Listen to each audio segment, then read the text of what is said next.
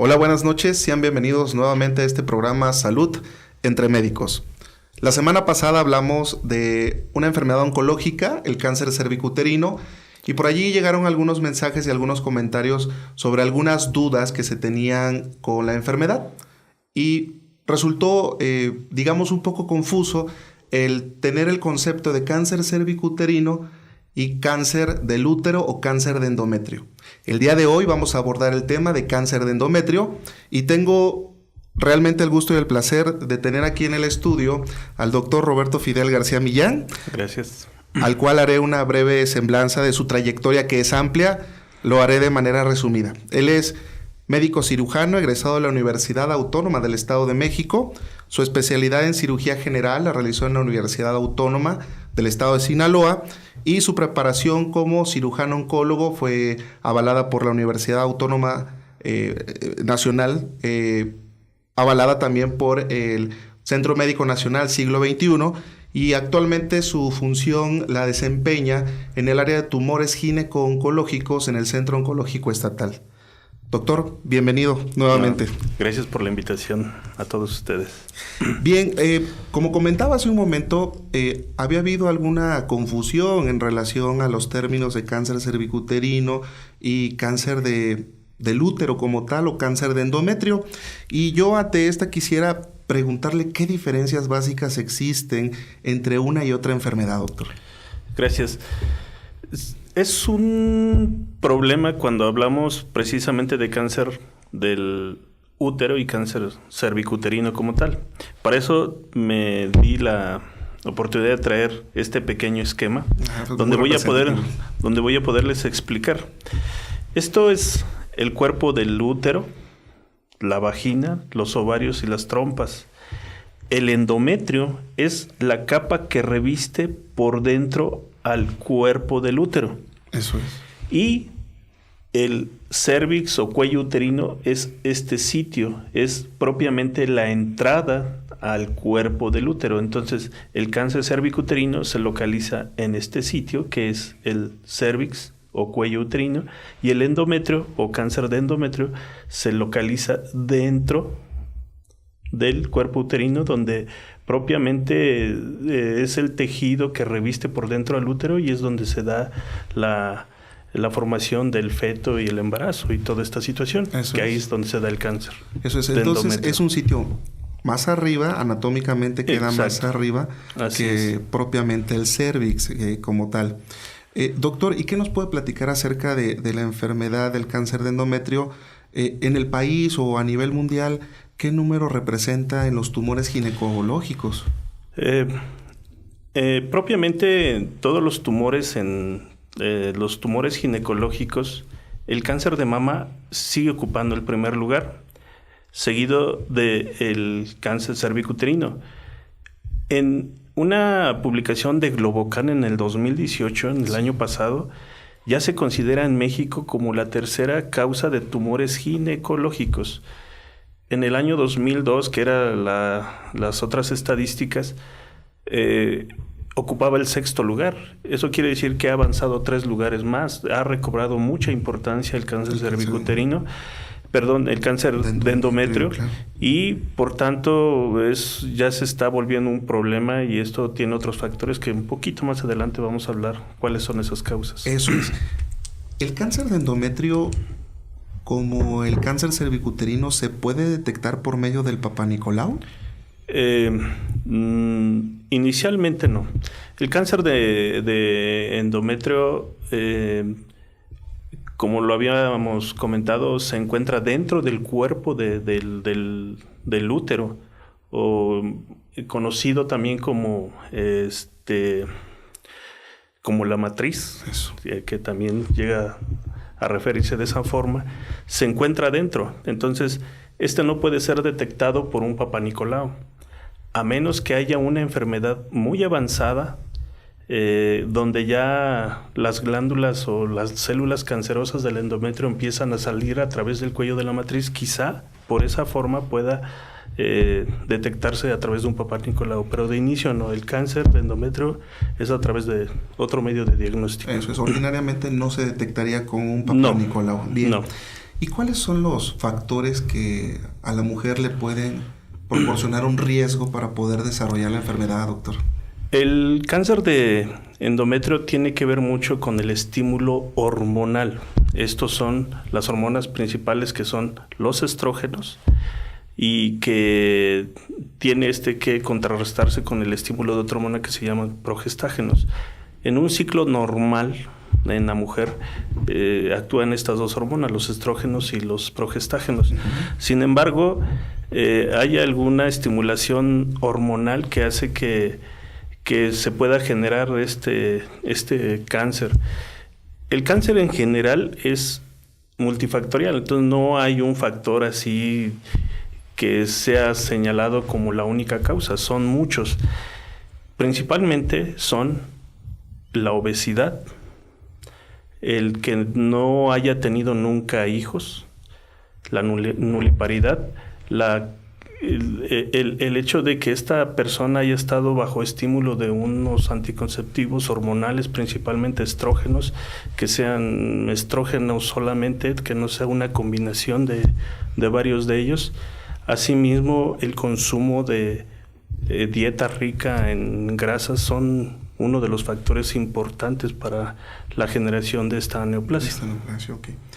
Y los síntomas que llegan a presentar las mujeres para la población, pudiera ser un sangrado anormal. Sí. ¿Y qué otros síntomas pudieran llegar a presentar? Es importante señalar que el cáncer de endometrio se presenta generalmente después de la menopausia. El pico de edad donde se presenta esto es alrededor de los 60 años. Eso es. Lo que quiere decir que la mujer ya no debería estar menstruando, ya es menopáusica, no debe estar menstruando.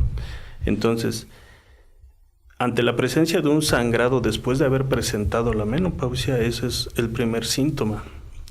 Sin embargo, en un 25% de los casos se puede presentar en mujeres menores de 50 años o hasta menores de 40 años, y entonces ellos llegan a presentar o sangrados intermenstruales, es decir, que se presentan en días que no debieran presentarse la menstruación, también, o que la intensidad y la cantidad del flujo menstrual pueda incrementar. Esas son unas causas que podrían orientarnos.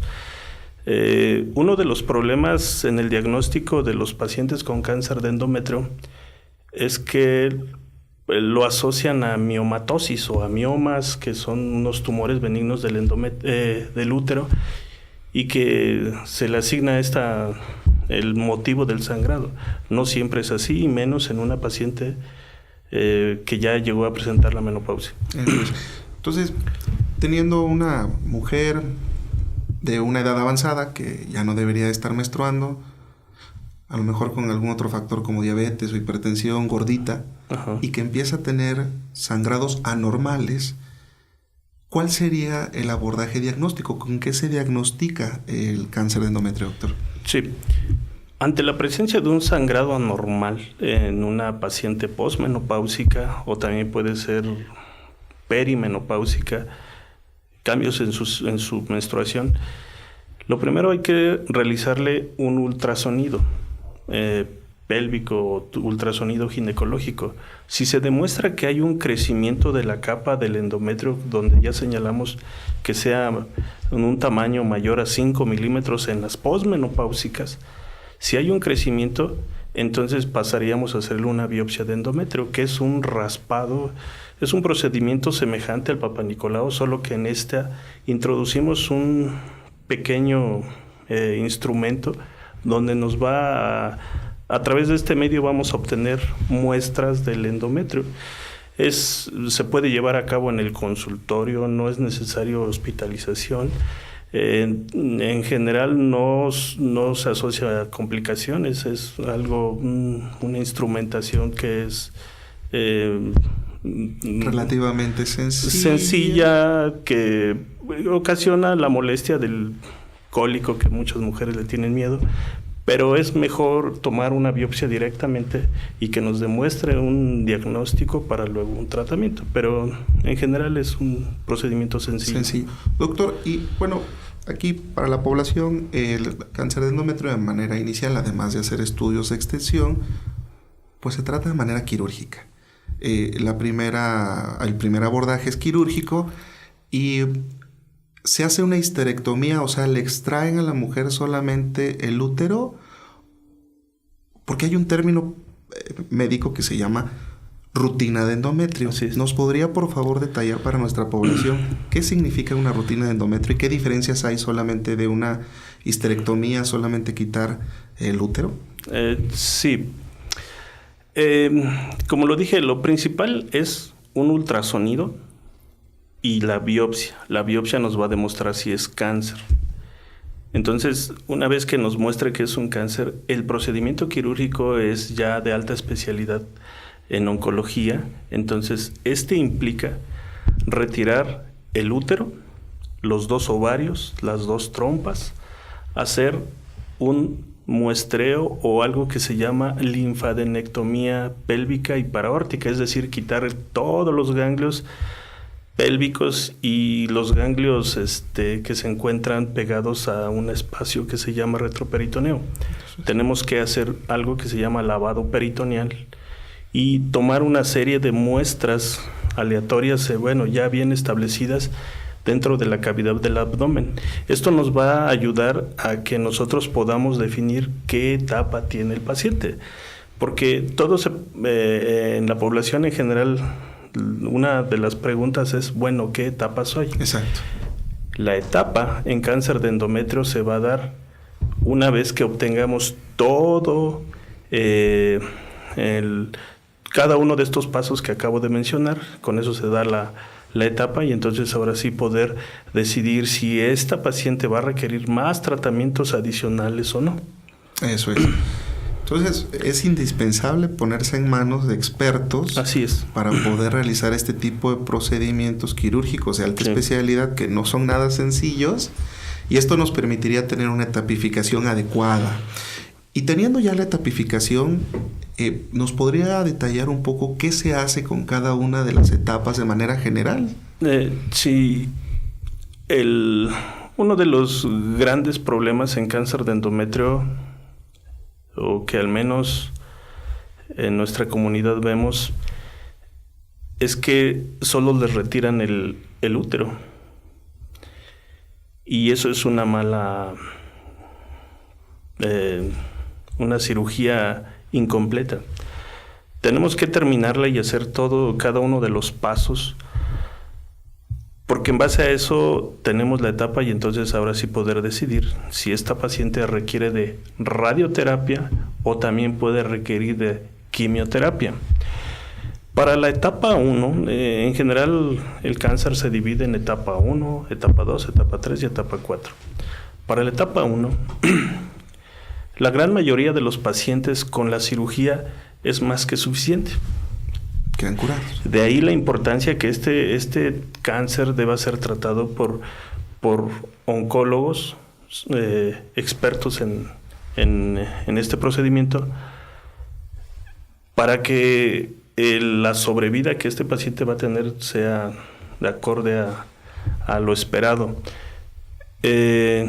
Si el cáncer ya es una etapa 2 o que ya haya avanzado hacia el cuello de la matriz, donde, como decíamos, es una etapa relativamente avanzada que puede ser detectada a través de un Papá Nicolau, entonces este paciente debería de recibir radioterapia o hasta quimioterapia. La etapa 3 y la etapa 4 debe de llevar o radioterapia más quimioterapia.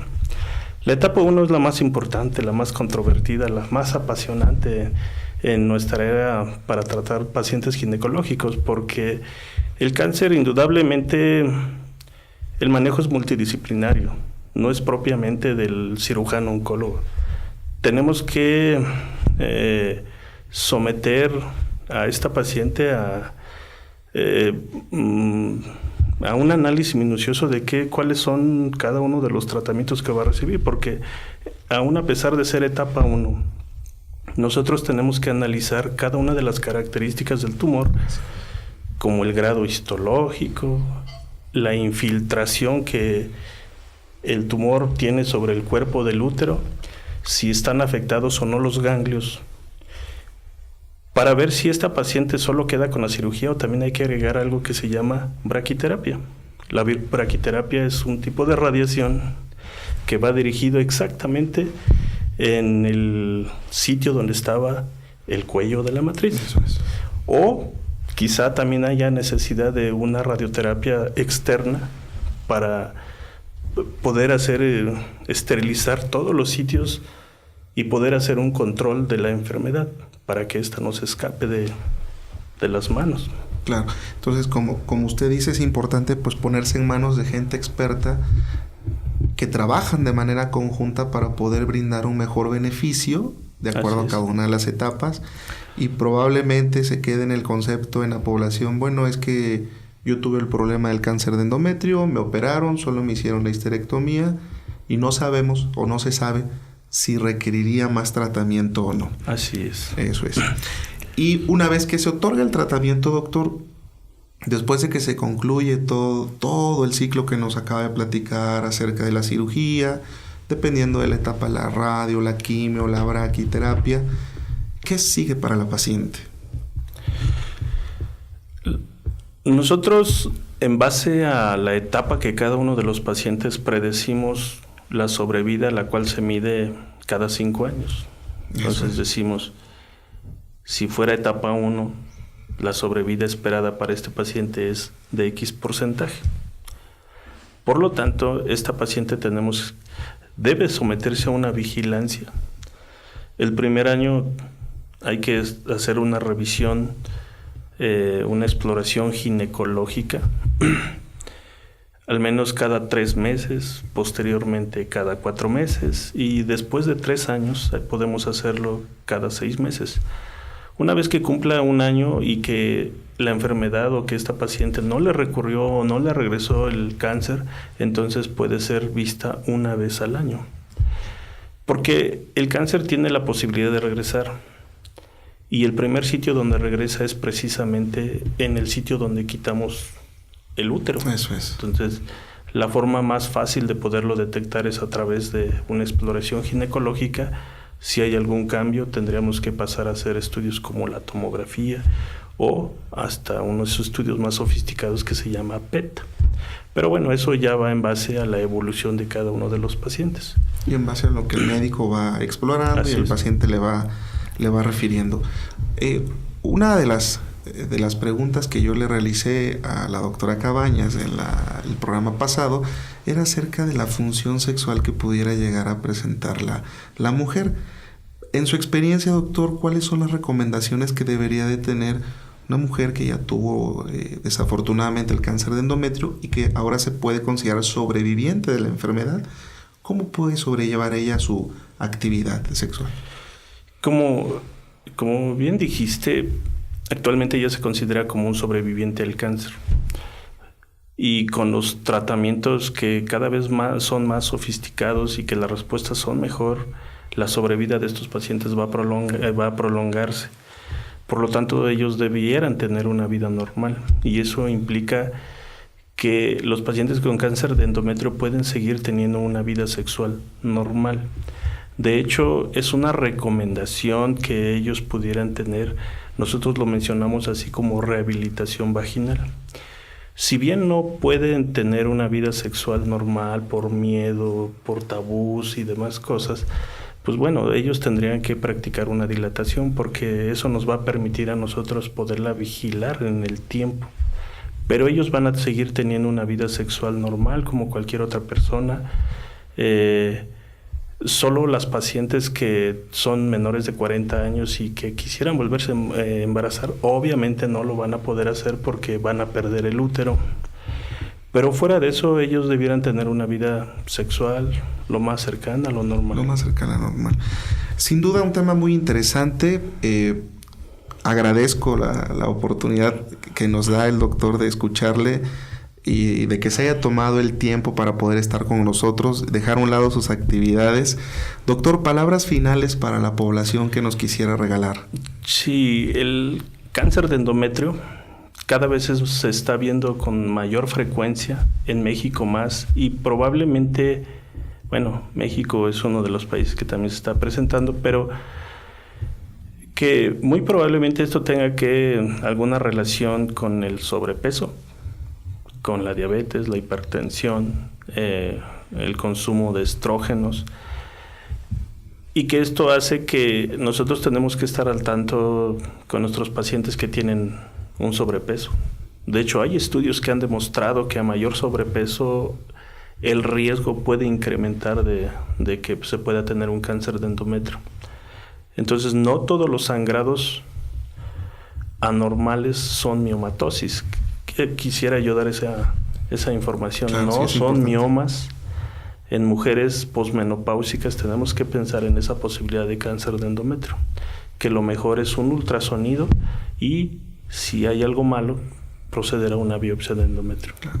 Es una enfermedad que se puede controlar con cirugía. Exacto. Pues agradecer a ustedes también su amable audiencia. Como bien comenta el doctor, esto es un mensaje para toda la población, sobre todo el género femenino, posmenopáusicas que ya acabaron su periodo menstrual y que estén muy atentos a ese tipo de sangrados anormales y acercarse a los especialistas adecuados. Muchas gracias, que tengan buenas noches en su programa Salud entre Médicos. Buenas noches.